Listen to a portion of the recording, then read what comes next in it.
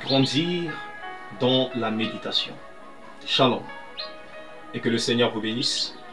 Aujourd'hui, j'aimerais que nous puissions parler de la méditation de la parole. Parce qu'aujourd'hui, la méditation est comprise même dans plusieurs religions.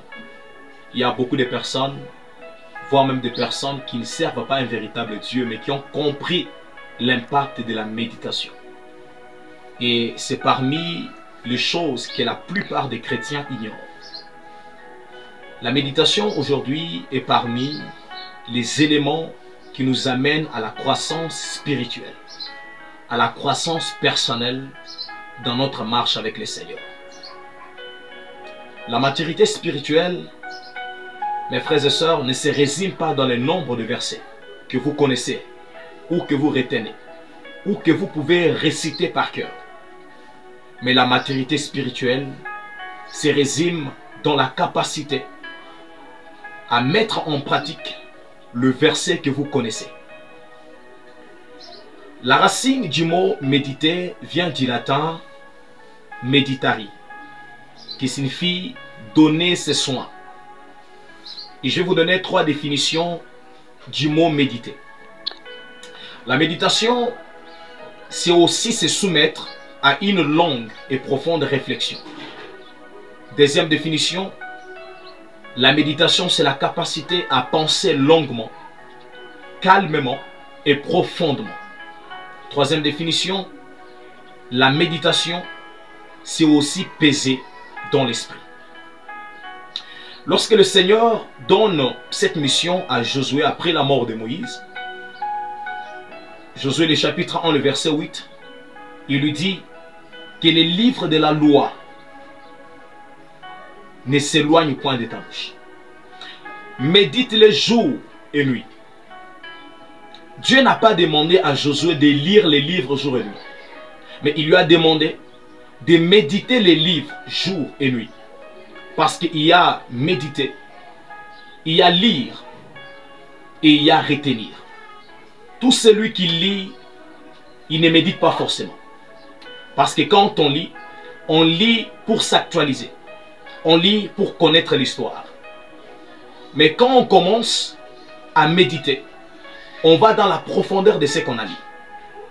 Méditer la parole, c'est prendre le verset, aller dans les profondeurs de ces versets et laisser ces versets transformer votre vie et transformer votre histoire. Amen. Et j'ai toujours dit, les personnes qui méditent sont semblables à des ruminants, à des animaux qui ruminent.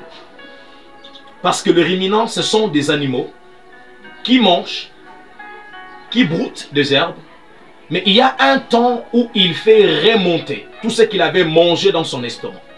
Il les ramène dans la bouche et il commence à les remanger. Lorsqu'on médite la parole, on ressort les versets qu'on avait retenus, qu'on avait vu, qu'on avait mis quelque part en nous. On les ramène dans notre bouche. Parfois, on commence à les déclarer en fonction de la situation. Ou encore, on ramène ces versets. On commence à réfléchir profondément sur ces versets.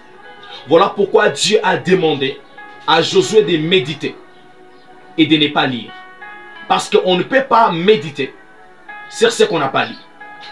Aujourd'hui, je suis venu prier pour une personne. J'ai pris que l'Éternel t'amène dans une réflexion profonde par la méditation. Et que le Saint-Esprit t'aide à méditer selon Christ, à méditer avec le Saint-Esprit qui est la lampe, avec le Saint-Esprit qui est le véritable chandelier d'or. Et que tu comprennes qui est Dieu, que tu comprennes les desseins de Dieu pour ta vie, pour ta destinée. Lorsqu'on commence à méditer selon Christ, par le Saint-Esprit, on entre dans la profondeur de ses promesses. On comprend qu'est-ce que Dieu veut pour nous dans ces versets. Parce que tous les versets de la Bible ont le même degré d'inspiration, mais pas le même degré de révélation. Donc à chaque verset, il y a quelque chose à laquelle le Seigneur t'appelle à comprendre. Voici comment on grandit. C'est quand on comprend c'est quoi méditer. Que Dieu te bénisse et que le Saint-Esprit t'aide à méditer selon Christ. Et je crois, dans la prochaine vidéo, je vais vous montrer comment méditer et comment aller dans la profondeur de Dieu par la méditation. Que Dieu vous bénisse. Portez-vous bien.